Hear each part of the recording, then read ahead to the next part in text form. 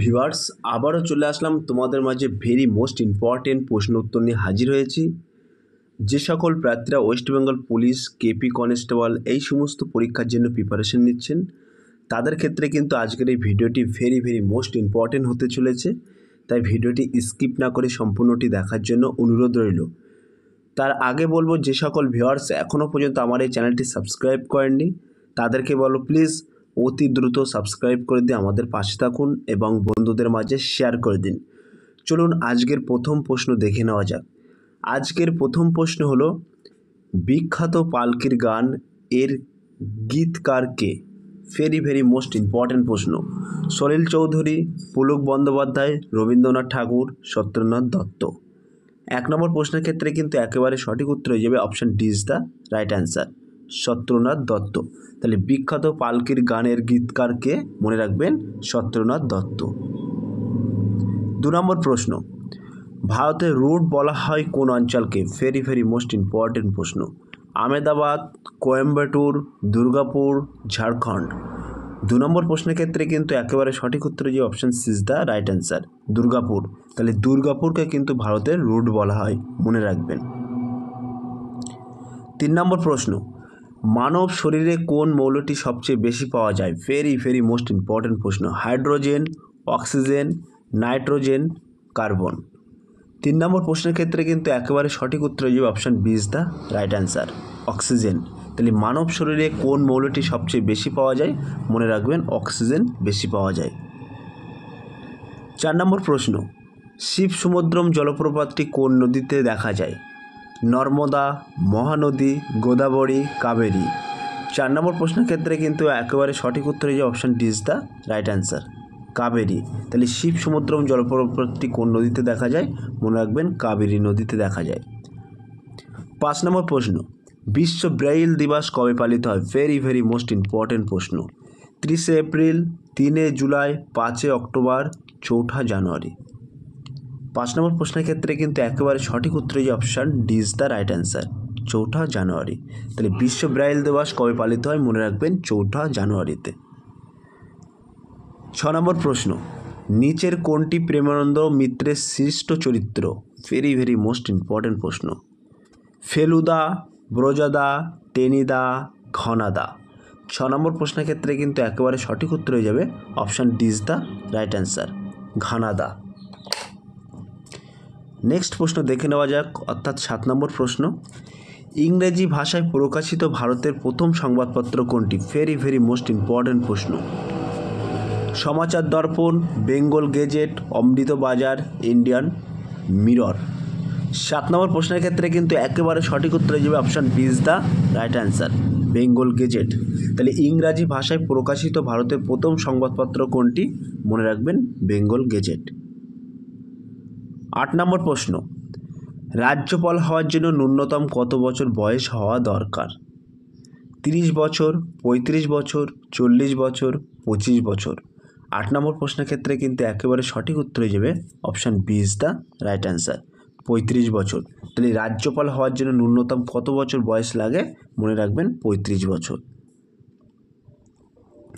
9 নম্বর প্রশ্ন, নিচের কোনটি ভাইরাস ঘটিত রোগ? কলেরা, কুষ্ঠ, টাইফয়েড, পোলিও। 9 নম্বর প্রশ্নের ক্ষেত্রে কিন্তু একেবারে সঠিক উত্তর হয়ে যায় option D is the right answer, polio. তাহলে কোনটি ভাইরাস ঘটিত রোগ? মনে রাখবেন পোলিও।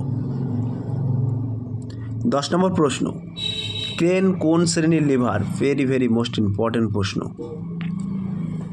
তৃতীয়, দ্বিতীয়, প্রথম, কোনোটি সঠিক নয়।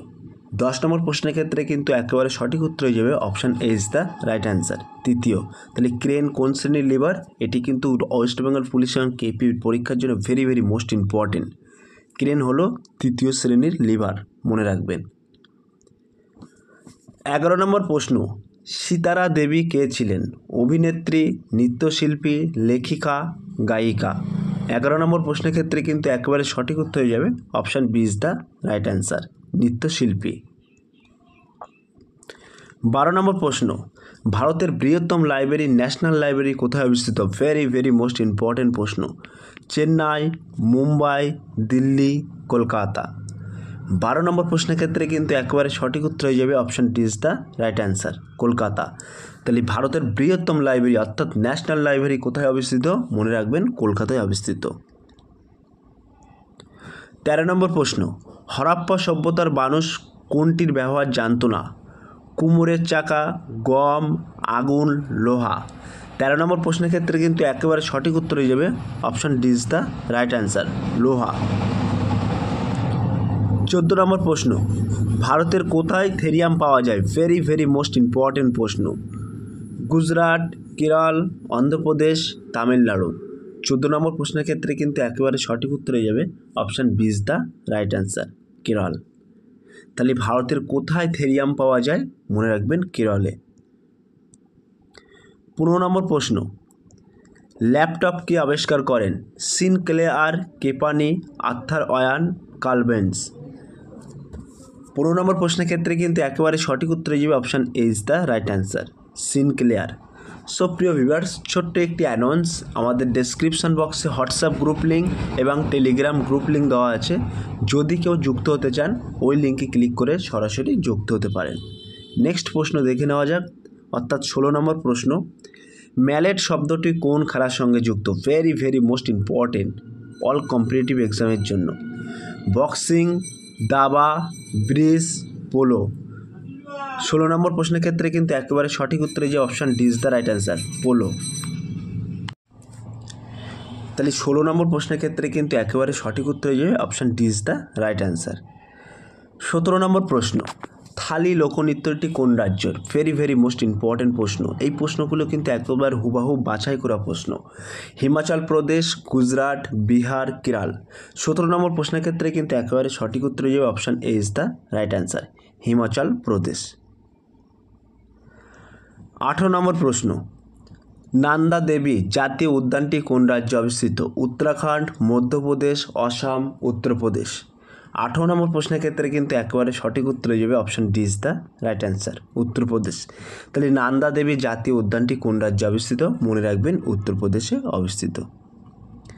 19 নম্বর প্রশ্ন, কেঁচোর গমনাঙ্গ কোনটি? ক্ষণপথ, সিটা, পা, মাংসল পথ। 19 নম্বর প্রশ্নের ক্ষেত্রে কিন্তু একেবারে সঠিক উত্তর হয়ে যাবে option B is the right answer, Sita. 20 নম্বর প্রশ্ন, বাংলা গদ্য সাহিত্যের জনক কাকে বলা হয়? ভেরি ভেরি মোস্ট ইম্পর্টেন্ট প্রশ্ন। রবীন্দ্রনাথ ঠাকুর, রাজা রামমোহন রায়, ঈশ্বরচন্দ্র বিদ্যাসাগর, চন্দ্রশেখর দেব। 20 নম্বর প্রশ্নের ক্ষেত্রে কিন্তু একেবারে সঠিক উত্তর হয়ে যাবে option C is the right answer, Ishwarchandra Vidyasagar. 21 নম্বর প্রশ্ন, রামপ্রসাদ বিসমিল কিসের সঙ্গে যুক্ত ছিলেন? কাকড়ি ষড়যন্ত্র, আলিপুর বোমা হামলা, মিরাট ষড়যন্ত্র মামলা, কানপুর ষড়যন্ত্র মামলা। 21 নম্বর প্রশ্নের ক্ষেত্রে কিন্তু একেবারে সঠিক উত্তর যে option A is the right answer, Kakori ষড়যন্ত্র। 22 নম্বর প্রশ্ন, বাংলার চিরস্থায়ী বন্দোবস্ত প্রবর্তন করা হয় কত সালে? ভেরি ভেরি মোস্ট ইম্পর্টেন্ট প্রশ্ন, একাধিক পরীক্ষায় কিন্তু এই প্রশ্নটি আসে। 1773 সালে, 1793 সালে, 1787 সালে, 1791 সালে। 22 নম্বর প্রশ্নের ক্ষেত্রে কিন্তু একেবারে সঠিক উত্তর হয়ে যাবে option B is the right answer, 1793 সালে। 23 নম্বর প্রশ্ন, হাইকোর্টের বিচারকদের কে নিয়োগ করেন? রাজ্যপাল, রাষ্ট্রপতি, মুখ্যমন্ত্রী, সুপ্রিম কোর্টের প্রধান বিচারপতি।